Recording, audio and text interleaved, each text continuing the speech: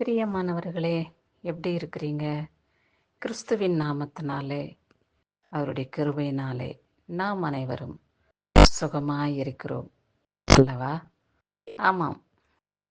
இந்த நாளிலும் கூட கர்த்தர் நம்முடைய வாழ்நாளிலே ஆயுசு நாட்களாய் கூட்டி கொடுத்த தேவாதி தேவனுக்கு நன்றி செலுத்த கடமைப்பட்டவர்களாய் இருக்கிறோம். நன்றியே இல்லாமல் நாம் தேவனுக்கு ஒன்றும் கொடுக்கிறதில்லை. அவர் நம்மிடத்திலிருந்து ஒன்றும் எதிர்பார்க்கிறதும் இல்லை. நல்லவர்களாய் வாழ வேண்டும், நீதிமான்களாய் ஜீவிக்க வேண்டும், சத்தியத்தின் வழியிலே நாம் நடந்து வர வேண்டும். இப்படிதான் இயேசு நம்மிடத்தில் விரும்புகிறார். அவர் விரும்புகிறதெல்லாம் நமக்கு நன்மையானவைகளாக காணப்படும். சமுதாயம் நம்மளை மதிக்கும், உறவினர்கள் நம்மளை புகழ்வார்கள். நாம் இந்த நல்ல நடத்தைகளிலே, நேர்மையான வழிகளிலே, சத்தியத்தின் பாதையிலே நடந்து வரும் பொழுது எப்பேற்பட்ட பேரும் புகழும் நம்மளை வந்து சேரும். இதிலிருந்து இயேசப்பாவுக்கு ஒரு நன்மையும் கிடையாது என்பதை நாம் புரிந்து கொள்ள வேண்டும். இதைதான் கர்த்தர் விரும்புகிறார். பெரியவர்கள் சொல்லுவார்கள், அவங்க அப்பாவை போலவே நேர்மை உள்ள பிள்ளையாகவும், உத்தமம் உள்ள மகனாகவும், சத்தியம் உள்ள மகனாகவும் வாழ்ந்து வருகிறான் என்று சொல்லும் பொழுது தகப்பனுடைய இருதயம் எப்படி ஸ்பூரிக்கும், எப்படி சந்தோஷப்படும் என்பதை உணருங்கள்.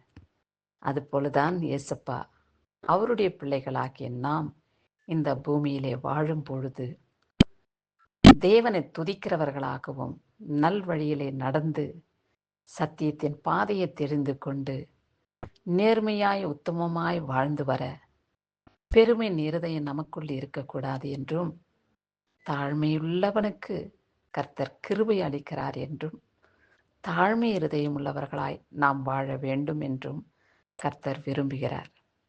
அவருக்கு பிரியமானது இவைகள்தான். நமக்குள்ளே பெருமை இருக்கக்கூடாது, நமக்குள்ள திமிரு கர்வம் இருக்கக்கூடாது, தூஷணமான வார்த்தைகளை பேசக்கூடாது, பிறரை நாம் அநியாயம் செய்யக்கூடாது, ஏமாற்றக்கூடாது, பிறர்களை நாம் வஞ்சிக்கக்கூடாது. இதெல்லாம் கர்த்தர் விரும்புகிற காரியம். ஆனால் சாத்தானுக்கோ இவைகளெல்லாம் மிகவும் பிடிக்கும். பிறரை ஏமாற்றுவது, விபச்சாரம் செய்வது, திருடுவது, கோல் சொல்லி தெரிவது, குடும்பங்களை கலைப்பது, இதெல்லாம் சாத்தானுக்கு பிரியமான செயல்பாடுகள். ஆண்டவரே, சாத்தானுக்குரிய காரியங்களை நான் ஒரு பொழுதும் செய்யாதபடி உமக்கு பிரியமானதையே செய்ய என் இருதயத்தோடு கூட நீங்க பேசுங்கப்பா என்று அவரை நாம் தொழுது கொள்வோம். இந்நாளிலும் கூட கர்த்தர் நமக்கு கொடுக்கப்பட்டுள்ள வார்த்தை என்ன என்று பார்ப்போமா? தானியேல் 9ஆம் அதிகாரத்திலே இப்படியாய் சொல்லியுள்ளது. 2-3 வசனத்திலே, நீ எனக்கு மிகவும் பிரியமானவன், ஆதலால் நீ வேண்டிக் கொள்ள தொடங்கின போதே கட்டளை வெளிப்பட்டது என்று வேத பகுதியிலே சொல்லப்பட்டுள்ளது. தானியேல் என்ற பக்தன் மிகவும் கர்த்தருக்கு பிரியமானவராய் வாழ்ந்து வந்தார். அவரும் இந்த பூமியில்தான் வாழ்ந்து வந்தவர் என்பதை நாம் அறிந்து கொள்ளணும். அந்த பூமியில் தான் நாமளும் வாழ்ந்து வருகிறோம். ஆண்டவரே, தானியேலை போல நாங்கள் மிகவும் உமக்கு பிரியமானபடி வாழ, உம் இருதயத்தை சந்தோஷப்படுத்தபடி நாங்கள் ஜீவிக்க எங்களோடு கூட நீங்க பேசுங்க.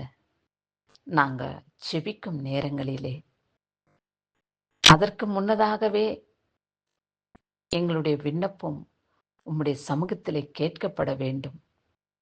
உம்முடைய பரலோக ராஜ்யத்திலிருந்து நான் கேட்கும் விண்ணப்பத்துக்கு கட்டளை பிறப்பிக்கப்பட வேண்டும். செய்து முடிதாயிற்று என் மகளே, என் மகனே, கவலைப்படாதே என்று என் உதடுகளை பரிசுத்தப்படுத்தும் ஆண்டவரே என்று நாம் வேண்டிக் கொள்ளும் விண்ணப்பத்திற்கு கர்த்தர் பதில் கொடுக்கிறார். செய்து முடிந்தாயிற்று என்று அந்த கட்டளை பரலோகத்திலிருந்து நமக்கு வெளிப்படுகிறது. ஆமாம், கர்த்தருக்கு பிரியமானபடி நாம் வாழும் பொழுது அவருக்கு சித்தமானபடி நாம் ஜீவிக்கும் பொழுது நம்முடைய தேவைகள் அனைத்தையும் பூர்த்தியாக்கப்படும். நம் வியாதிகளிலிருந்து, சரீர பலவீனங்களிலிருந்து விடுதலை கிடைக்கும். எல்லா விதத்திலேயும் பரலோக ராஜ்யத்தை நாம் பெற்றுக்கொள்ள முடியும். நமக்காக வைக்கப்பட்டிருக்கும் அந்த வாடாத கிரீடம் நமக்கு கொடுக்கப்படும். இந்த ஜீவ கிரீடம் நமக்கு கொடுக்கப்படும். அந்த நித்தியமான கிரீடத்தை பெற்றுக்கொள்ள ஆயத்தமுள்ளவர்களாய் இருப்பீர்களா? ஆமாண்டவரே, நீங்க சொன்னபடி அந்த மகிமையான கிரீடத்தை பெற்றுக்கொள்ள எப்பொழுதும் நாங்கள் நேர்மை உள்ளவர்களாய், சத்தியம் உள்ளவர்களாய் இந்த பூமியிலே வாழ்ந்து வர, உம்மை போல ஜீவிக்க, உம்மை போல நாங்கள் மகிமையினாலே நிரப்பப்பட எங்களை நீங்க உங்களுடைய இரத்தத்தினாலே கழுவி அருளும். இந்த இரத்தத்தினாலே கழுவி எங்களை பரிசுத்தப்படுத்தும் ஆண்டவரே என்று அவரிடத்தில் வேண்டிக் கொள்வோம். அப்படியாகவே கர்த்தர் செய்து நம்மை மகிமைப்படுத்துவார். இந்நாளிலே பிறந்த நாளையும் திருமண நாளையும் காண்கின்றவர்களை கர்த்தர் ஆசீர்வதித்து காத்து கொள்வாராக. அவருடைய மகிமையுள்ள கரம் அவரை நம்மை ஏந்தி கொள்ளும். ஒரு வல்லமுள்ள கரம் நம்மளை தாங்கிக் கொள்ளும் என்பதை நீங்கள் அறிந்து கொள்ளுங்கள். ஆண்டவரே, உமக்கு பிரியமானபடி நான் செய்ய என் இருதயத்தோடு கூட பேசும். இந்த நாள் வரைக்கும் பிறந்த நாளையும் திருமண நாளையும் கண்டு கழிக்க சந்தோஷப்பட நீங்க எனக்கு தயவு கூர்ந்தபடியினாலே உமக்கு ஸ்தோத்திரம். பல ஆண்டுகள் திருமண நாளையும் பிறந்த நாளையும் நீங்கள் ஆசீர்வாதத்தோடு கடந்து வர கர்த்தர் உங்களுக்கு கிருபை செய்வார் என்பதில் விசுவாசத்தோடு அவரை நம்பி ஜீவிக்கும் பொழுது தீர்க்க ஆயுசு நாட்களை கொடுத்து உங்களை சந்தோஷப்படுத்துவார். கிறிஸ்துவுக்கு சதா காலங்களிலும் மகிமை உண்டாகட்டும். ஆமேன்.